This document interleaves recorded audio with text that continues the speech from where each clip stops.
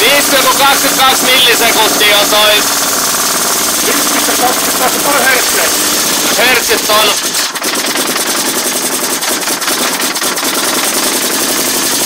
190 hertsiä. Paljon? 191 hertsiä. 91 hertsiä.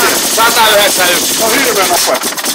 Mut se on se millisekuntia, kato paljon se on auki. Se ei oo kierrosluku nyt, vaan se on sen aukioloajan pituus. Niin. Elikkä se millisekuntia tulee. Joo. Voidaan vaihtaa vielä tosta. Elikkä arvot oli 190 hertsiä ja 50 sekuntia. 50, joo.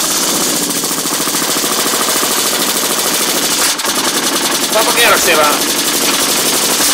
Yritä. Älä saitte muita hyvin tupiksi siitä.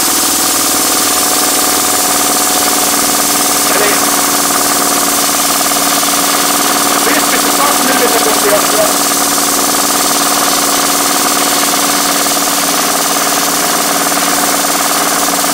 Siinä aukioloajat näkyy tosta noin ihan. Kumpikin puoli ihan nättiä. joo.